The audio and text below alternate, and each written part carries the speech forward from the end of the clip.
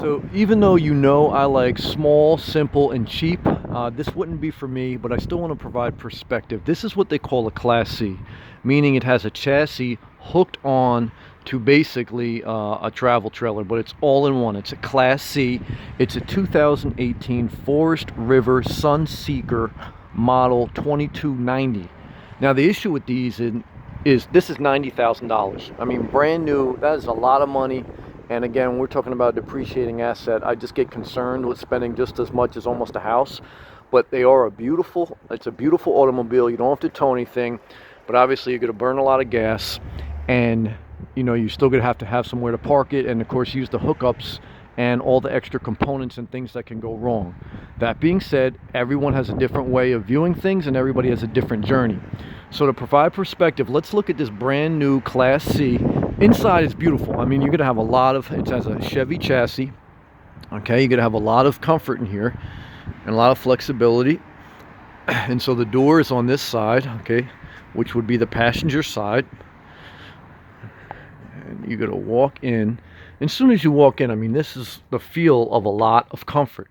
I'll turn to my right first where the driver will be located. There's a step down, a brief step down.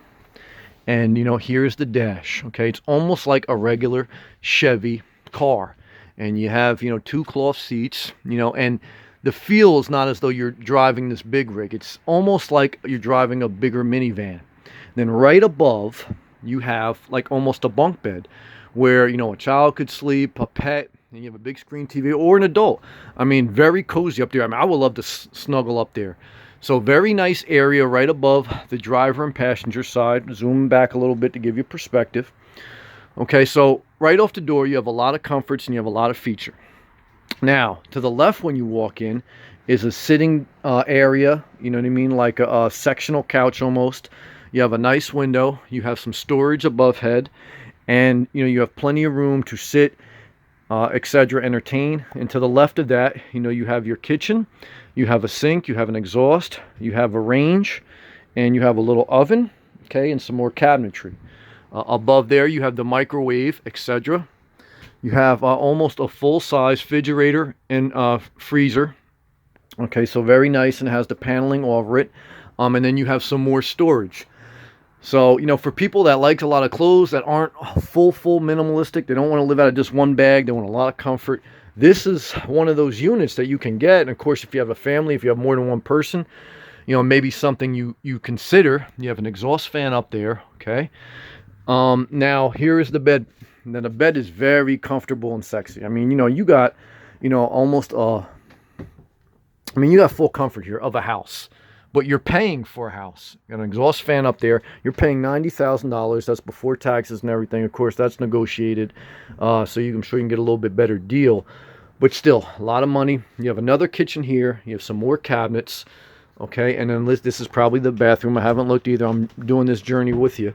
So you have the bathroom there, and you have a stand-up shower, an exhaust fan, and a sunlight. Okay, so this would be your faucet for like your shower area. So I mean, it's beautiful. It's a beautiful unit. $90,000 is too much for me. It's not a simplistic life for me. I mean, it's an option for some people that are in a relationship, that have kids, that want to travel across the country, etc., etc. For someone looking to live a simple life with minimal financial cares and minimal components that can go wrong, I don't know if this would be for you. It wouldn't be for me at this point in my journey. But either way, it's still something that you can look at to get a level of inspiration, and that you can get your creative juices flowing to see what else may work for you other than a caravan or travel trailer. So that's a Class C. Just real quick, I'm on this lot here. Just give you a general perspective. Another Class C. Here are Class Bs, like Sprinter vans. Also talking 100 grand and up. So these have full hookups, for AC, etc., etc. And then this car lot, you have Class A's down that way, which are basically like buses. I mean, you're basically like Ralph Cramden driving a bus around, but they're beautiful, luxurious buses. This is a Class B. Of course, that's a travel trailer. That's a R-Pod, and then there are some fifth wheels on this lot too, which is just like a bigger travel trailer. But I'm just giving some general perspective. I did a video on the R-Pod, which that's my style as far as minimal, cheapest, and simplest. I did that at an RV show I was at last weekend. I just did a video I upload separately on the Clipper 17-footer, which is $13,000, one of the cheapest travel trailers here. And I just gave you a video on a Class C SunSeeker 2920 model. I apologize if I don't remember. I don't have the sheet in front of me, but it was $90,000. And everything on this lot, as far as brand new Class C or Class B, you're not going to get cheaper than $70,000, at least as a listed price. So I'll look for any other small cheap ones I can give to you, but I'm just giving you some inspiration, visual inspiration. You need that to get your creative juices flowing, to you know what I mean, do what you need to do to start living a mobile lifestyle if that's what you want. See this right here, this big thing, this is a Class A. I mean, you're driving a bus around. Not for me, but they are for some people. So if they're for some people, God bless. Either way, I'm looking for small, simple, cheap, less things that can go wrong. I want to live more of an inspired life.